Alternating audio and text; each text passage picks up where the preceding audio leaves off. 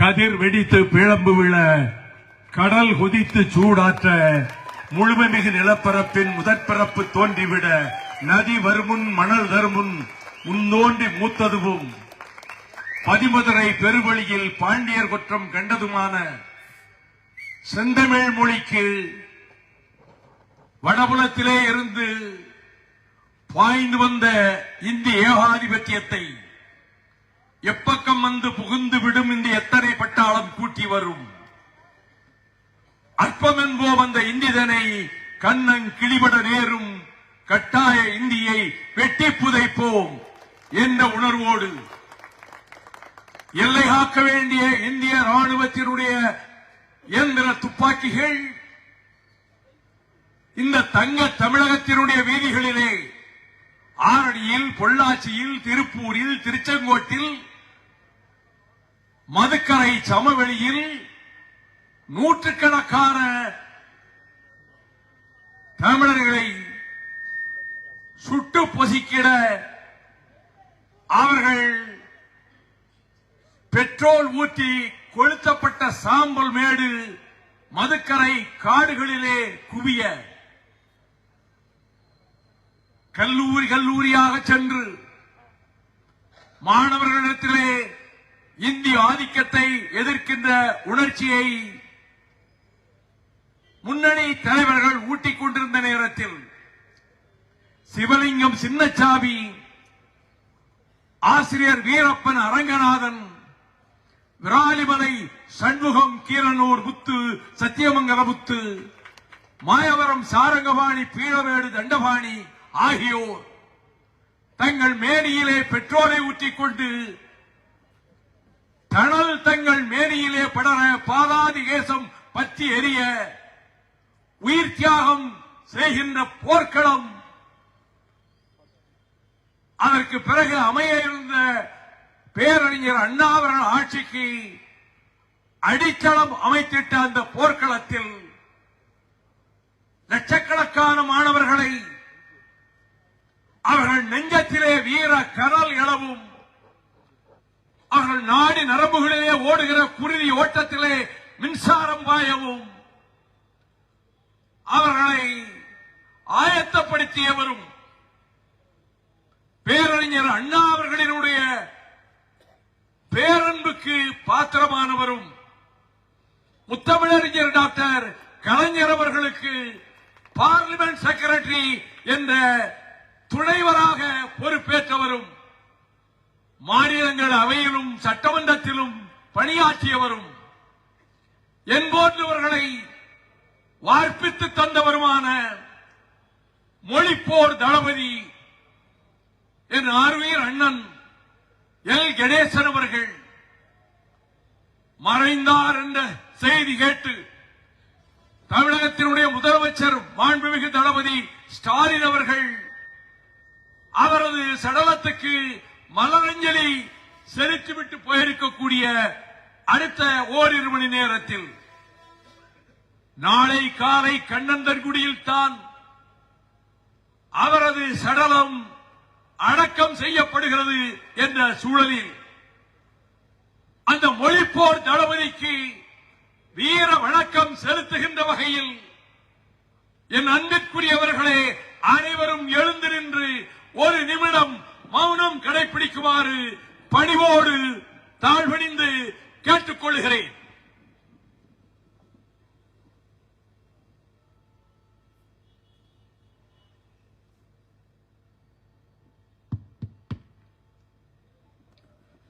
துள்ளி வருகுது வேல் தமிழ் பகையே தூர விலகினில்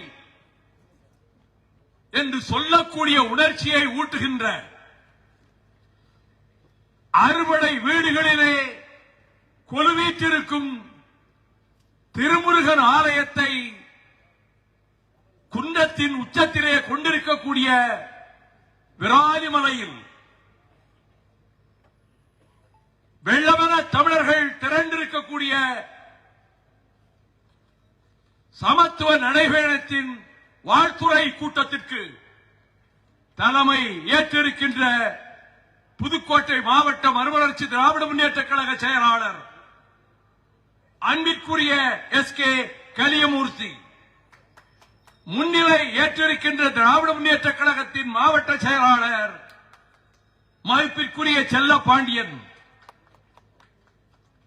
வாழ்த்துறை வழங்கிய மார்க்சிஸ்ட் கம்யூனிஸ்ட் கட்சியினுடைய மாநில செயலாளர் தோழர் சண்முகம், இந்திய கம்யூனிஸ்ட் கட்சியினுடைய தேசிய குழு உறுப்பினர் தோழர் செல்வராஜ், கொங்கு நாடு மக்கள் தேசிய கட்சியினுடைய தலைவர் ஆர்வீர் சகோதரர் சட்டமன்ற உறுப்பினர் ஈஸ்வரன், மனிதநேய மக்கள் கட்சியினுடைய பொதுச் செயலாளர் சட்டமன்ற உறுப்பினர் கண்ணியத்துக்குரிய அப்துல் சமது, தந்தை பெரியார் திராவிடர் கழகத்தின் பொதுச் செயலாளர் மாண்புமிகு கோவை ராமகிருஷ்ணன், எஸ்டிபிஐ கட்சியினுடைய மாநில தலைவர் கண்ணியத்துக்குரிய நெல்லை முபாரக், திராவிட முன்னேற்ற கழகத்தின் செய்தி தொடர்பு துணைத் தலைவர் அன்பிற்குரிய பி.டி. அரசகுமார், மார்க்சிஸ்ட் கம்யூனிஸ்ட் கட்சியினுடைய சட்டமன்ற உறுப்பினர் தோழர் சின்னதுரை, மார்க்சிஸ்ட் கம்யூனிஸ்ட் கட்சியின் மாவட்ட செயலாளர் தோழர் சங்கர்,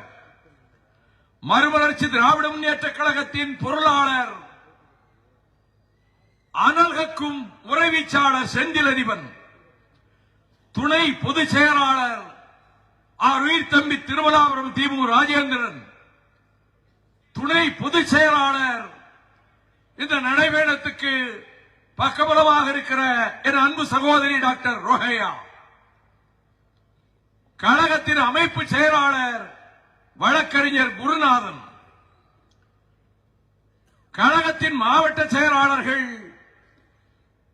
என் பாசத்திற்குரிய பசும்பன் மனோகரன், மார்நாடு செல்வராகவன், வெள்ளவண்டி சோமு, கே சுரேஷ், ஜெயசீலன், மணவை தமிழ் மாணிக்கம், என்ஆர், அரியலூர் ராமநாதன், டிடிசி சேரன், ஜெய்சங்கர் குணசேகரன், கருணாகரன் லோகு, மகேந்திரன் சைதை சுப்பிரமணி, நடைபயண ஒருங்கிணைப்பாளர் தம்பி ஜீவன், தொண்டரடியினுடைய தடகர்த்தர் தம்பி பாஸ்கர சேதுபதி, இந்த நடைபயணத்திற்கு பக்கபலமாக வருகிற தம்பி சுமேஷ், இளைஞரணியினுடைய மாநில செயலாளர் தம்பி ஆசை தம்பி, மாணவரணியின் செயலாளர் தம்பி பால சசிகுமார், அனைவரையும் வரவேற்ற சபரிநாதன், நன்றி சொன்ன குறிஞ்சி ஜெகதீசன் உள்ளிட்ட இந்த மேடையிலே அமர்ந்திருக்கக்கூடிய என் மரியாதைக்குரிய அரசியல் கட்சிகளின் தலைவர்களே, அன்பு தாய்மார்களே, மதிப்புக்குரிய பெரியோர்களே, இளைஞரணி தம்பிமார்களே, மாணவரணி தம்பிமார்களே, தொண்டர்வடை தம்பிமார்களே, செய்தியாளர்களே, ஜனநாயகத்துக்கு பொலிவூட்டுகின்ற தொலைக்காட்சி ஊடக நண்பர்களே, தொலைவிலே இருந்து எங்கள் உரையை செவிமடுத்துக் கொண்டிருக்கக்கூடிய ராலிமலை வாழ் பெரியோர்களே, தாய்மார்களே, பொதுமக்களே, என் சிறந்தாழ்ந்த வணக்கம். மகர நெடுங்குழைக்காதர் எனும் வைணவ திருத்தலத்தில் கொள்ளைபோன வைர வைடூரிய தங்க நகைகளை மீட்பதற்கு நடைபயணம் மேற்கொள்க என முத்தமிழறிஞர் டாக்டர் கலைஞரின் ஆணை ஏற்று 1986 ஆண்டு நான் நடத்திய முதல் நடைபயணம். தென்னக நதிகளை ஒருங்கிணைக்க வேண்டும் என்று நான் மேற்கொண்ட நடைபயணம். தூத்துக்குடி மாவட்டத்தை, சுற்று வட்டாரத்தை, விவசாய பெருங்குடி மக்களை அவர்கள் வாழ்வை நிர்மூலமாக்கவும், மீனவர்கள் வாழ்வை சூறையாடவும், மராட்டியத்திலிருந்து விரட்டி அடிக்கப்பட்டு கோவாவும் குஜராத்தும் உள்ளே நுழையாது என்று சொன்ன பின்னர் அன்றைய அதிமுக ஆட்சியிலே ஒரே வார காலத்தில் அனுமதி பெற்று தூத்துக்குடியில் அமைக்கப்பட்ட நாசகார நச்சாலையான ஸ்டெர்லைட் ஆலையை அகற்றுவதற்குமாக நான் மேற்கொண்ட நடைபயணம் 5 மாவட்டங்களின் விவசாயத்தை பாதுகாத்துக் கொண்டிருக்கின்ற தன் சொத்துக்களை விற்று தன் மனைவியின் சொத்துக்களை விற்று இங்கே கொண்டு வந்து அணை கட்டிய பென்னிக்குக் எழுப்பிய முல்லை பெரியாறு அணையை பாதுகாக்கவும் அணையை உடைப்பதற்கு சில சக்திகள் முயல்கிற காரணத்தால் அதை தடுக்கவும் தொடர்ந்து நான் மேற்கொண்ட 3 நடைபயணங்கள் மதுவின் பிடியிலிருந்தும் நாசகார பாதையிலிருந்தும் மீட்பதற்கு நான் மேற்கொண்ட நடைபயணம் நீட்டினோ என்ற நாசகார திட்டத்தை என் கனவு திட்டம் என்று நரேந்திர மோடி சொல்லுகிறார். அது அமெரிக்க நாட்டிலே இருந்து அணுக்கதிர்களை 7000 கிலோமீட்டர் தாண்டி மேற்கு தொடர்ச்சி மலைகளில் ஒன்றாக இருக்கிற அம்பரப்பர் மலையிலே அதை அமைப்பதற்கு திட்டமிட்டு கட்டிடங்கள் எழுப்பி கோடிக்கணக்கான ரூபாயை மத்திய அரசு ஒதுக்கிய காலத்தில் இந்த நீட்டினோ திட்டம் நம்முடைய பென்னிக்குக் அணையையும் உடைக்கும், கேரளத்தின் இடுக்கி அணையையும் உடைக்கும், நம் எதிர்கால தேனி மாவட்டம் படுசூரணமாகும். இதை தடுப்பதற்கு மக்களை திரட்டுகிறேன்.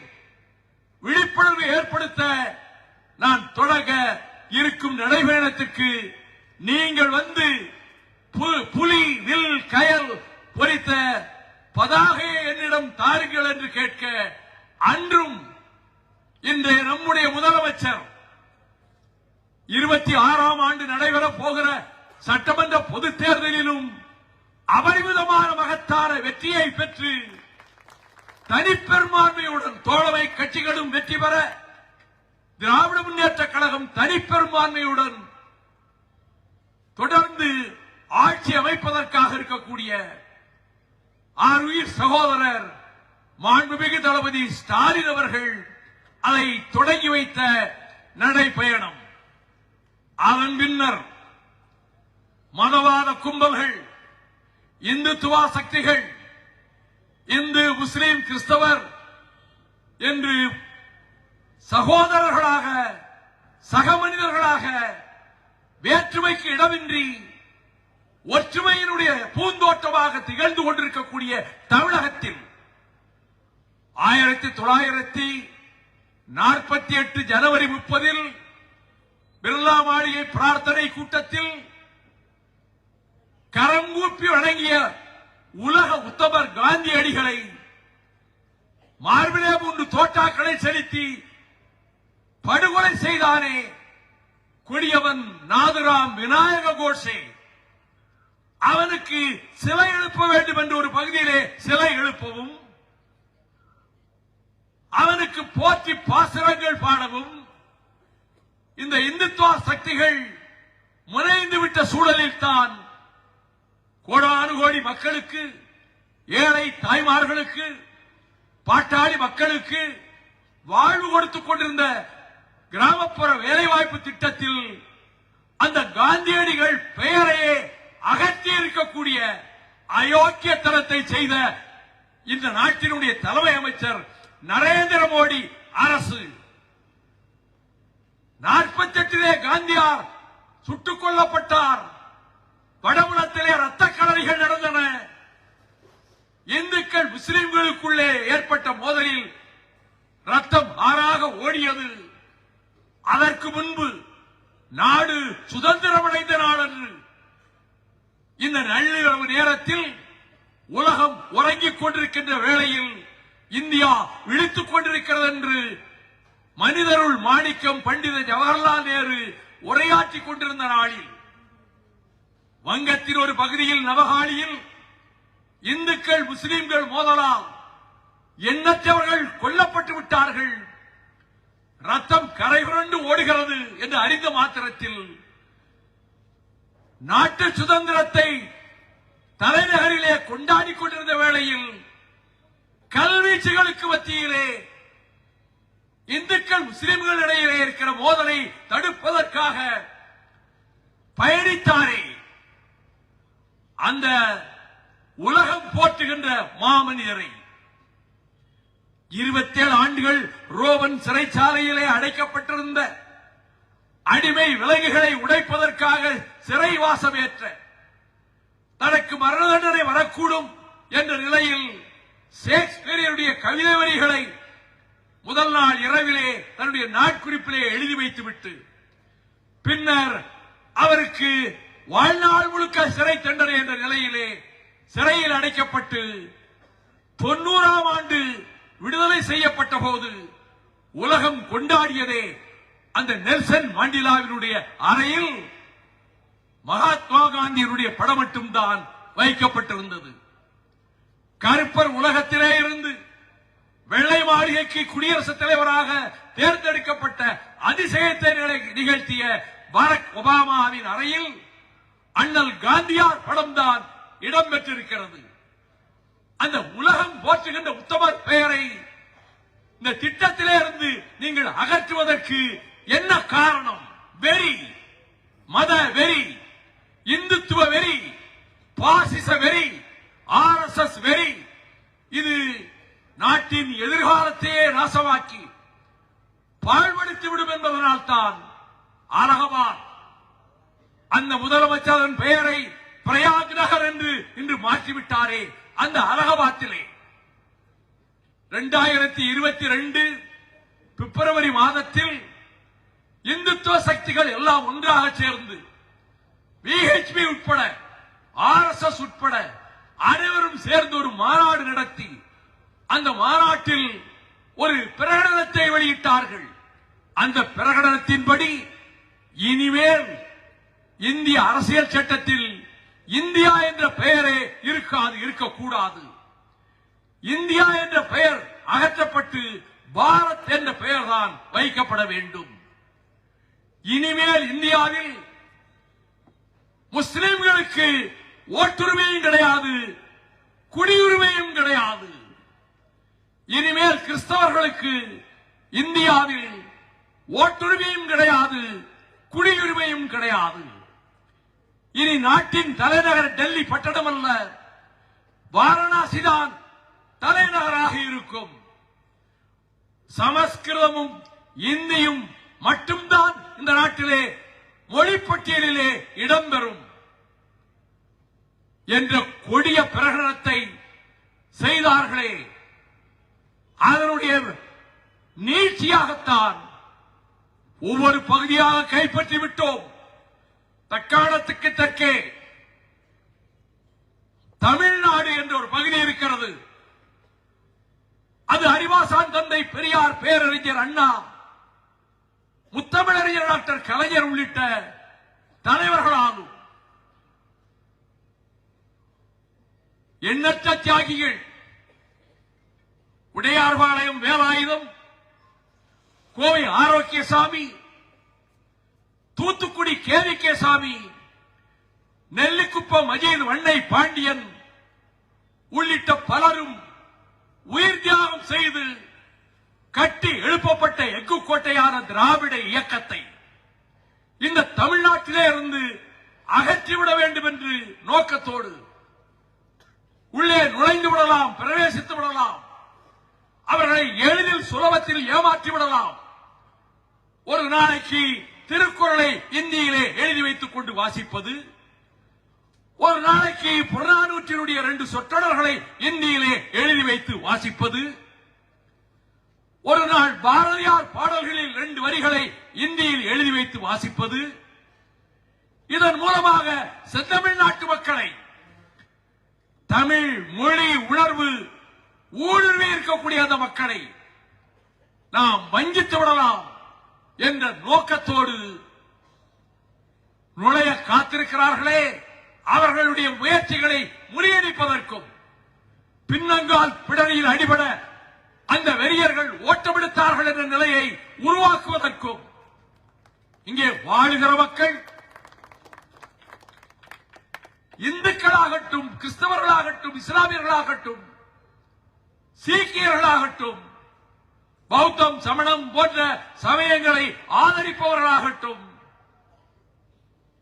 சுயமரியாதை உணர்வு கொண்ட பகுத்தறிவாளர்களாகட்டும், அனைவரும் சகோதரர்களாக யாதும் ஊரே யாவரும் கேளீர் என்ற கோட்பாட்டுக்கொப்ப, பிறப்புக்கும் எல்லா உயிர்க்கும் என்ற நெறிமுறைக்கொப்ப சகமாக, சகோதரர்களாக, சக மனிதர்களாக இணைந்து நல்லிணக்கத்தோடு வாழ்ந்து கொண்டிருக்கக்கூடிய தமிழ்நாட்டில் அந்த நிலையை நாசப்படுத்துவதற்கு எடுக்கப்படுகிற முயற்சிகளை துணை தெரிவதற்காகவே நான் இந்த நடைபயணத்தை மேற்கொண்டிருக்கிறேன்.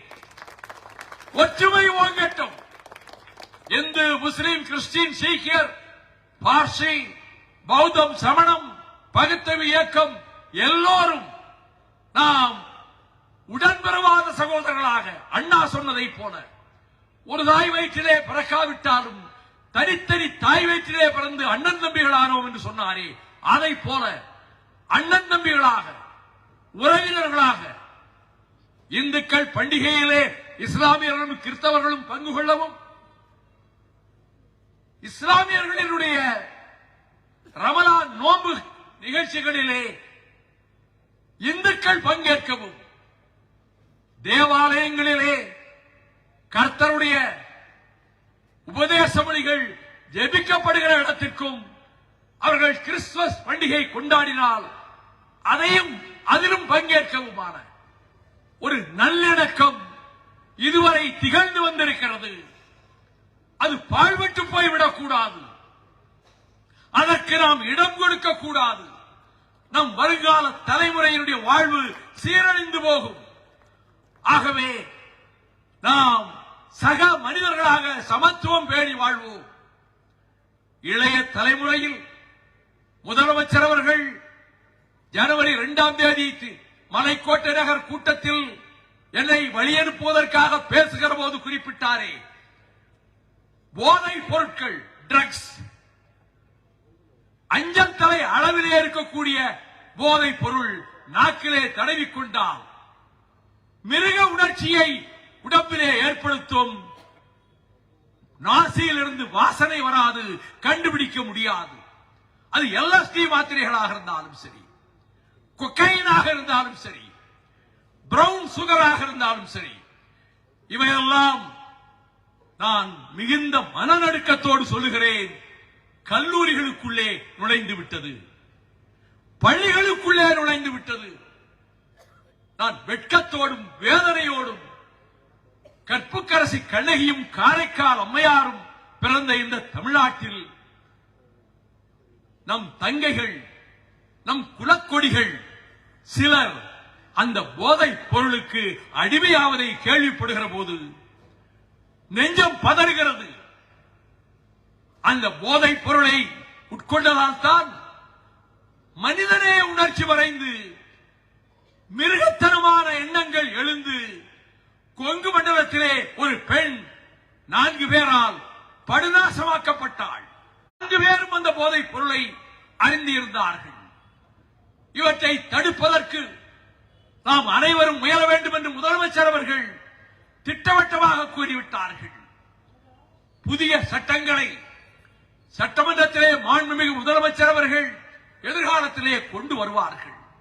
போதைப் பொருள் வைத்திருந்தால் இத்தான் கடைகளில் தான் அது இருந்து விநியோகிக்கப்படுகிறது, அதற்கு இத்தனை ஆண்டு சிறை என்ற தண்டனையும் அறிவிக்கப்பட்டு இந்த போதைப் பொருள் கலாச்சாரத்திலே இருந்து உங்கள் பிள்ளைகளை பாதுகாக்க முன்வாருங்கள் என்று நான் வழங்குகிற தாய்மார்களையும் நான் போற்றுகின்ற பெரியோர்களையும் விநியோகிக்கப்படுகிறது என்ற நிலை தடுக்கப்பட்டு தீர வேண்டும் என்பது வேண்டும்.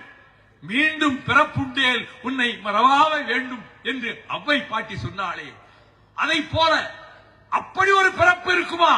கிடையாது பகுத்தறிவு முறையின்படி.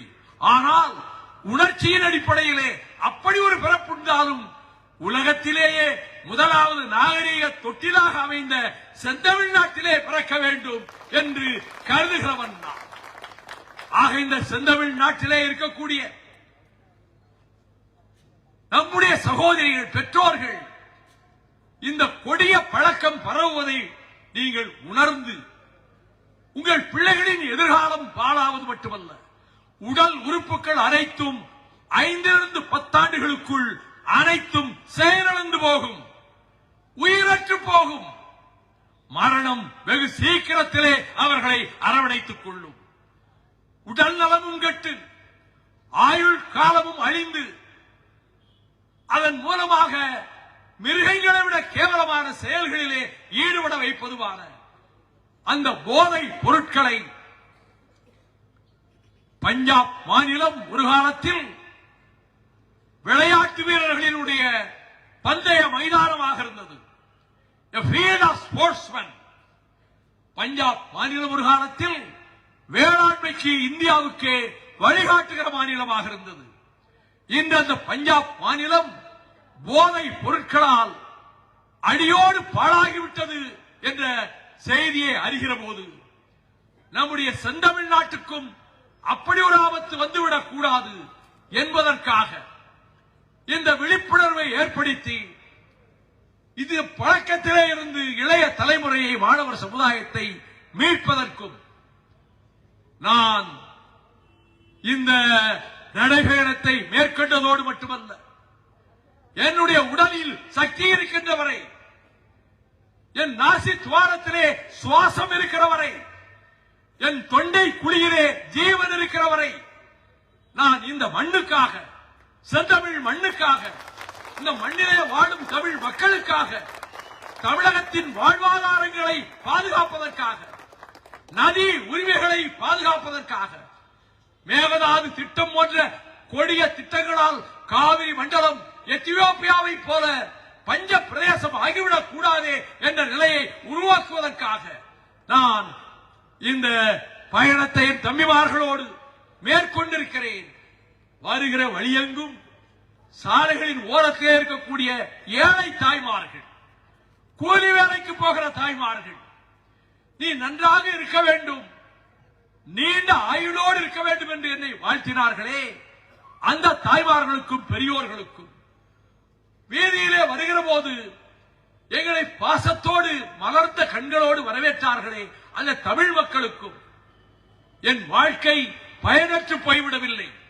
முடிந்த அளவுக்கு ஸ்டெர்லைட்டை ஒழிக்க முடிந்தது, நியூட்ரினோவை தடுக்க முடிந்தது, நெய்வேலியை மீட்க முடிந்தது, முல்லை பெரியார் வெண்ணிக்குக் அணையை காக்க முடிந்தது.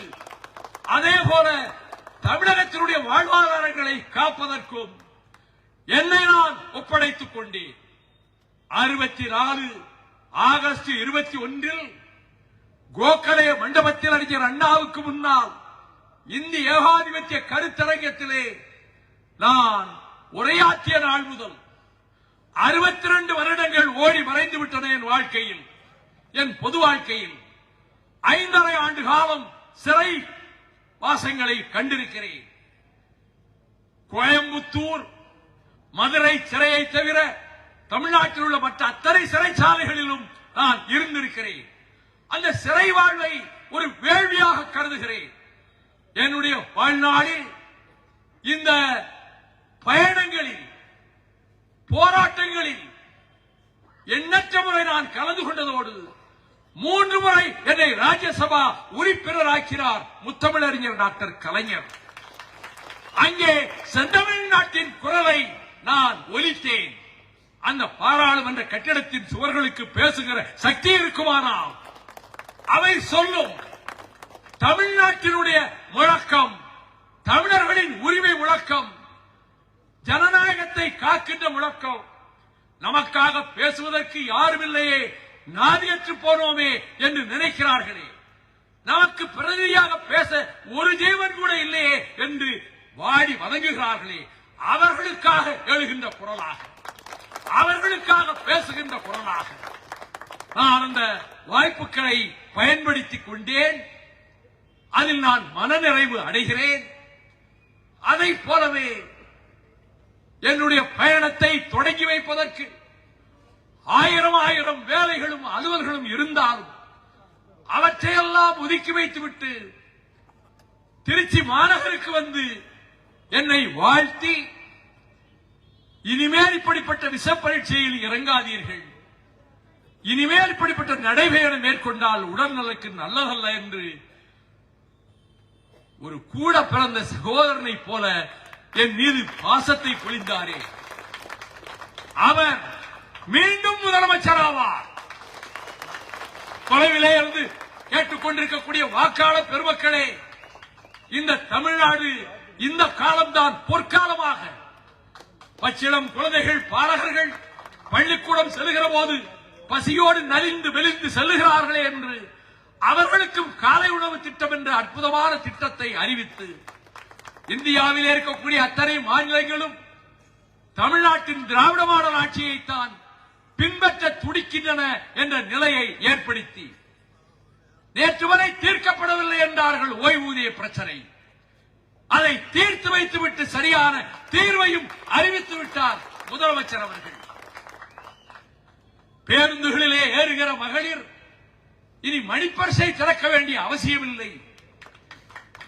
டிக்கெட் வாங்காமலே அவர்கள் பயணிக்கலாம் என்ற அந்த புரட்சிகரமான திட்டத்தையும் கொண்டு வந்து அத்தனை பிரிவினருக்கும், தொழிலாளர்கள், வேளாண் பெருங்குடி மக்கள் அனைவருக்கும் பாதுகாக்கக்கூடிய திட்டங்களையும் அறிவித்துவிட்டு மத்திய சர்க்கார் வஞ்சிக்கிறது, நிதி மோசடி செய்கிறது, தமிழ்நாட்டுக்குரிய நிதியை தருவதில்லை. ஆயினும் இருக்கின்ற சொற்ப நிதியை கொண்டே அத்தனை திட்டங்களையும் நிறைவேற்றிக் கொண்டிருக்கிறாரே. தமிழ்நாட்டின் பொற்கால ஆட்சியை தந்து கொண்டிருக்கக்கூடிய முதலமைச்சர் மாண்புமிகு தளபதி ஸ்டாலின் அவர்களின் குற்றம் மீண்டும் தொடர்ந்து அமைய வேண்டும். நீங்கள் ஒரு வாக்குச்சீட்டு வீணாக போகக்கூடாது.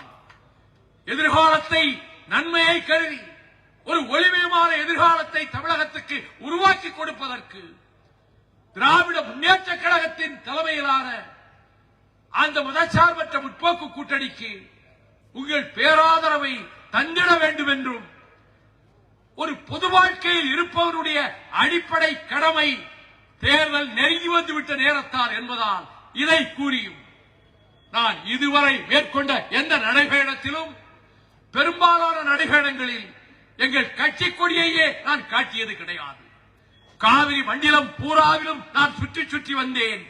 எந்த ஊரிலும் எந்த இடத்திலும் எங்கள் கட்சி கொடியை நான் காட்டவில்லை. திமுக, அதிமுக உள்ளிட்ட அத்தனை கட்சி செயலாளர்கள் வந்து எனக்கு வாழ்த்து சொல்லி கைத்தறி அணிவித்தார்கள். இப்பொழுது சொல்ல வேண்டிய அவசியம் வந்துவிட்டது, நேரம் நெருங்கிவிட்டது. ஏனெனில் கவனம் திசை திரும்பிவிடக் கூடாது, உங்கள் கவனம் தப்பிவிடக் கூடாது. தமிழ்நாட்டை பாதுகாக்க யார் என்ன தியாகம் செய்தார்கள் என்பதை நீங்கள் மனத்தராசிலே எடை போட்டு பார்க்க வேண்டும். இன்று மக்கள் கூடிவிட்டார்கள் என்று சொல்கிறார்களே, அப்படிப்பட்டவர்கள் இந்த தமிழ்நாட்டுக்கு ஒரு துரும்பையாவது கிள்ளி போட்டதுண்டா இத்தனை ஆண்டு காலத்தில்? ஆகவே தமிழகத்தின் வாழ்வுக்காக, தமிழகத்தின் எதிர்கால சோபிதத்துக்காக பாடுபடுகிற திராவிட முன்னேற்ற கழகத்தின் தலைமையிலான அணியை ஜெயிக்க வைப்பீர்கள் என்ற முழு நம்பிக்கை எனக்கு உண்டு. வெற்றி பெற செய்வீர்கள் என்ற நம்பிக்கை உண்டு. நெடுநேரமாக இங்கே இந்த நிகழ்ச்சியிலே கலந்து கொண்டிருக்கக்கூடிய அனைவருக்கும், கால்களுக்கு என்னோடு நடந்து வருகிறார்களே தம்பிமார்கள், அவர்கள் முகம் வாடிவிட்டதா என்று காலையில் ஒரு முறையும் மாலையில் ஒரு முறையும் அவர்கள் அனைவரையும் சந்தித்து கேட்பேன். நேற்று தூங்கினீர்களா? சாப்பாடு பரவாயில்லையா? சிரித்த முகத்தோடு அந்த தம்பிகள் எல்லோரும் சொன்னார்கள், நாங்கள் நன்றாக இருக்கிறோம் அண்ணா, கவலைப்படாதீர்கள். இன்னும் 8 நாட்களுக்கு மேல் நாம் நடக்க வேண்டி இருக்கிறது. இயற்கை கண்ணாமூச்சி விளையாடுகிறது. கொளுத்தும் நெருப்பு வெயில் நேற்று தொடங்கிய நாளிலும் அனல்கக்கும் வெயில் தான். அந்த வெயிலிலும் அயராது நடந்து வந்த தம்பிகளுக்கு, அவர்களை அனுப்பி வைத்த அவர்களினுடைய வீர தாய்மார்களுக்கு, பெற்றோர்களுக்கு நான் நன்றி தெரிவித்துக் கொள்கிறேன். இந்த நிகழ்ச்சியை இவ்வளவு சிறப்பாக ஏற்பாடு செய்து நடத்தியிருக்கிற மாவட்ட செயலாளர் கலியமூர்த்தி அவர்களுக்கும், இந்த விராலிமலை நிர்வாகிகளுக்கும், இந்த நிகழ்ச்சியிலே பங்கெடுத்து சிறப்பித்த திராவிட முன்னேற்ற கழகத்தினுடைய முன்னணி தோழர்களுக்கும் பங்கேற்றிருக்கக்கூடிய அரசியல் கட்சிகளின் தலைவர்களுக்கும் என் இதயம் ததும்பி நிற்கின்ற நன்றி உணர்வை தெரிவித்துக் கொள்கிறேன். வெல்க தமிழ், வெல்க திராவிடம். நன்றி, வணக்கம்.